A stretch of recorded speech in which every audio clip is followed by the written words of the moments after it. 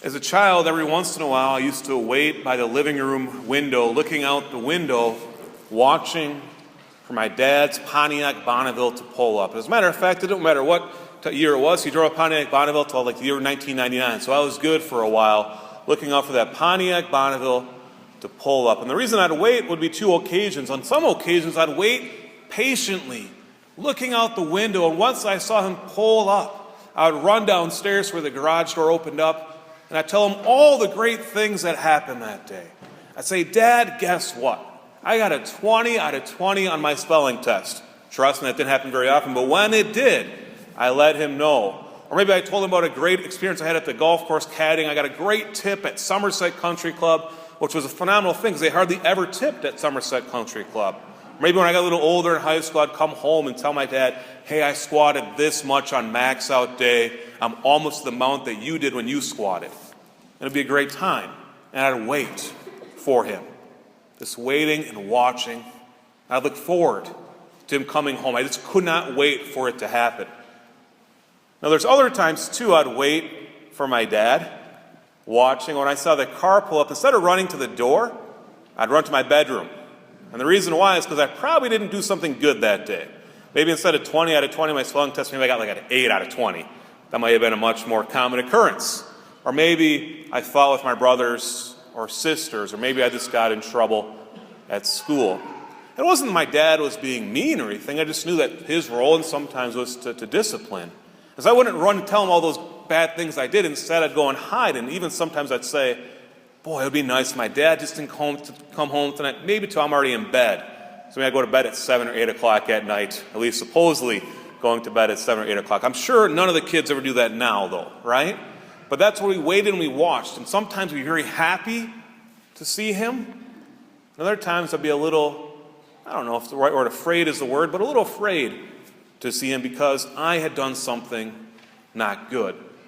And he was going to try to help me to improve that. Of course, today in our gospel, we hear this great story of the master of the household going out, leaving to a foreign place. But he leaves his servants in charge. And he says, "I'm going to give you each your own work."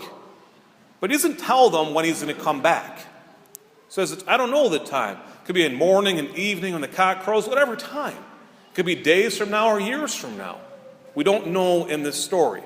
But he tells them always to be watchful, to be ready for him to come back. Now, if you were that servant and you had done your work and the master came back, you hopefully would be excited to see him. So you'd be able to tell him all the great things that you did. Remember the parable of the servants that got the different talents, 5 and 2 and 1. The person with 5 talents, when the master came back, he went and said, "You gave me 5 talents and I gave you 5 more. The one of 2, you gave me 2 and I made 2 more." They, of course, when the master came back, were probably very excited to see him. They were watching, saying, "I cannot wait till he comes back so I can tell him all the great things I did for him."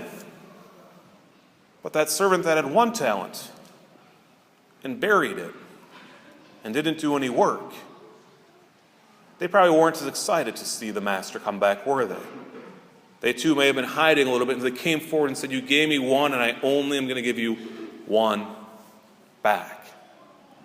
Of course, in this season of Advent, what are we called to do? We're called to be watchful for the Lord to come again. We don't know the hour, we don't know the day, we know no idea when the Lord's going to come again. But when he does, will we be excited to see him? Or are we going to go try to hide in our bedroom? Or whatever it may be. If the Lord were to come right now, this minute, would we be joyful? Or would we say, "Oh, if I only would have taken care of this one thing, then I would be joyful"? Of course, in the season of Advent, it's a time of preparation. It's a time to look inside of ourselves and say, are we ready for the Lord to come again or not? And chances are that there might be something we need to improve on. So, of course, this is the Advent, like I've said every year, this is the Advent that we finally do something about it. What sin is out there? What attachment is out there we just need to get rid of because we know it's not truly serving the Lord. It's not truly serving God. so we can get rid of it. And we can go to God and say, I am ready for you to come. Of course, for this to happen, we first have to present ourselves before God. And our prophet Isaiah from the first reading says a beautiful thing. Of course, it says, I am the Lord, I am your Father, right? But it also goes on to say something beautiful, this beautiful analogy.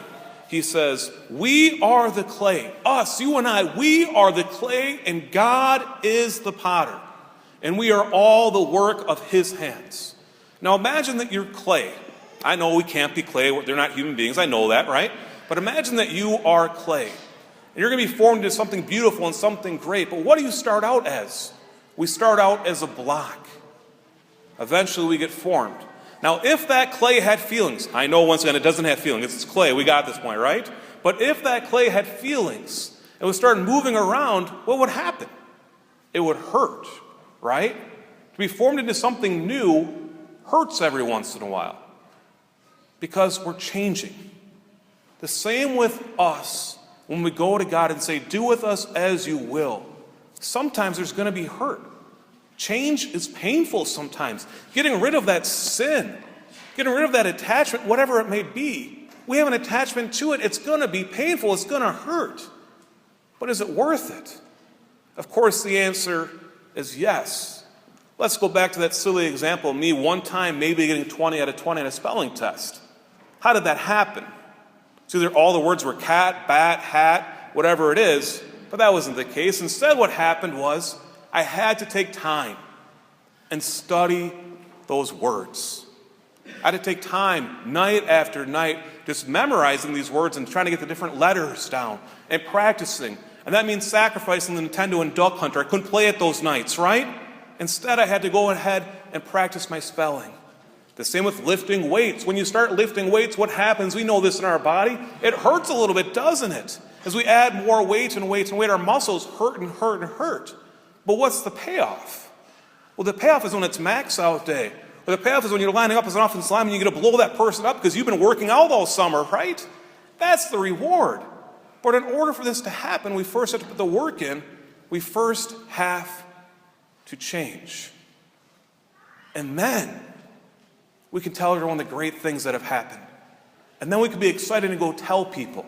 The same in our spiritual life. We need to change every once in a while, right? And Advent is a perfect time for this to happen.